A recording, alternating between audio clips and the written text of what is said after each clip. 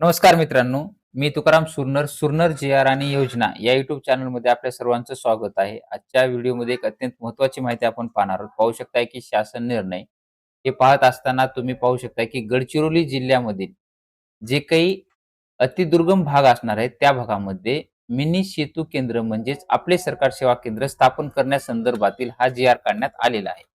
त्याच्यामध्ये पाहू शकताय की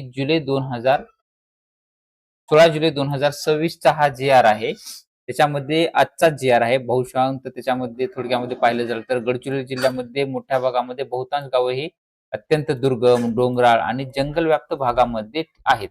त्याच्यामध्ये बऱ्याच पूर्वी नक्षल प्रभावित असलेले क्षेत्र त्याच्यामध्ये सुद्धा आहेत. त्याच्यामध्ये नागरिकांना विशेष दुर्बल घटक, एकदम शासनाच्या ज्या काही कल्याणकारी योजना आहेत, ते पोहोचण्यासाठी अडचणी निर्माण होत होत्या. नागरिकांना साधे दाखले म्हणा किंवा ऑनलाईन दाखले हे अर्ज करण्यासाठी नेमकं किलोमीटर अंतराची पायवाट करून त्यांना जावं लागत होतं. त्यामुळे नागरिकांचा वेळ, पैसा, मोठा श्रम खर्च पडत होता. त्याच अनुषंगानं सदर बाब ही शासनाच्या विचाराधीन राहून सध्या कार्यरत असलेल्या 13 दादा-लोरा खिडकी केंद्र व 9 आदी सेवा केंद्र असे एकूण 22 केंद्रामध्ये उपलब्ध पायाभूत सुविधांचा उपयोग करून मिनी सेतू केंद्र म्हणजे आपले सरकार सेवा केंद्र सुरू केल्यास नागरिकांना गाव पातळीवरच विविध ऑनलाईन सेवा उपलब्ध होणार आहेत.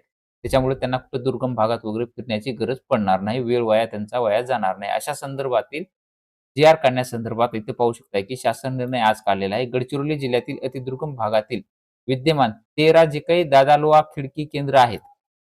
ही जी काही विद्यमान 13 दादा-लोरा खिडकी केंद्र आहेत आणि 9 आदी सेवा केंद्र आहेत. अशा एकूण 22 केंद्रांमध्ये विशेष बाब म्हणून आता मिनी सेतू केंद्र म्हणजेच आपले सरकार सेवा केंद्र स्थापन करण्यास मान्यता देण्यात आलेली आहे आणि त्याच अनुषंगानं हा जी-आर काढण्यात आलेला आहे. त्याच्या पद्धतीने आता ह्याची जी काही ही असेल, या सदर केंद्राच्या संचालनासाठी ऑपरेटरची निवड करण्याची कार्यवाही जिल्हाधिकारी यांची असणार आहे. त्याच्यामध्ये सदर केंद्रावर एक वेळची बाब म्हणून आवश्यक साधन सामुग्री त्याच्यामध्ये संगणक, प्रिंटर, स्कॅनर, फर्निचर इत्यादी असणार आहेत.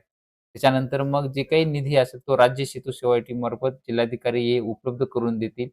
तसेच त्यांच्यासोबत जे काही विभाग असतील, सदर केंद्रे ही अतिशय दुर्गम, पूर्वी नक्षल प्रभावित असलेल्या क्षेत्रात येत असल्याने या केंद्राचं कार्यान्वयन नियमितपणे सुरू ठेवण्यासाठी कार्यप्रणालीमध्ये स्थैर्य निर्माण करण्याचं आवश्यक असणार आहे. आणि त्याच अनुषंगानं किंवा अपवादात्मक बाब म्हणून निवड करण्यात आलेले जे काही केंद्र चालकांना केंद्राच्या कार्यान्वयनासाठी सहाय्यक म्हणून कमाल 1 वर्षाच्या कालावधीसाठी प्रतिमाह ₹8,000 जास्तीत जास्त कमाल 1 वर्षाच्या कालावधीसाठी प्रतिमाह ₹8,000 इतके कार्यवाहन सहाय्य म्हणून जे काही ऑपरेशनल हेल्प असणार ते दिलं जाणार आहे. त्याच ह्याच्यानंतर सदर कार्यान्वयन सहाय्यक केवळ 1 वर्षाच्या कालावधीपुरतेच देय असणार आहे हे. त्यानंतर संबंधित केंद्र चालकांनी सदर केंद्रे स्वबळावर चालवण्याची आवश्यकता आहे. म्हणजे जे काही ऑलरेडी 13 ही आहेत. 13 आणि ते म्हणजे 22 केंद्र ऑलरेडी ही जी चालू आहेत त्यांच्यासाठी आता 1 वर्षासाठी त्यांना दर महिन्याला 8,000 हे दिलं जाणार आहे. त्यानंतर मग त्यांनी ते ही करून घेणार. आता जिल्हाधिकाऱ्यांनी एका वर्षासाठी होणाऱ्या आवर्ती खर्चासाठी हे निधी देण्यात आलेला आहे. सदर जे काही 22 मिनी सेतू केंद्र आहेत हे मिनी केंद्र, त्याच्यामध्ये आवश्यक कारवाई असली तर जिल्हाधिकारी, गडचिरोली आयुक्त, इलेक्ट्रॉनिक माहिती तंत्रज्ञान व कृती बुद्धिमत्ता आयुक्तालय, व्यवस्थापकीय संचालक, महाराष्ट्र माहिती तंत्रज्ञान महामंडळ यांनी हे करण्याचं हे आहे. आता त्याच्यामध्ये जी काही हे देण्यात आलेला जी-आर आहे, त्याच्यामध्ये आता कोणकोणते केंद्र आहेत, त्यांच्या संदर्भात आता त्यांना डायरेक्टली आपली सरकार सेवा केंद्रामध्ये हे कन्व्हर्ट केलं जाणार आहे.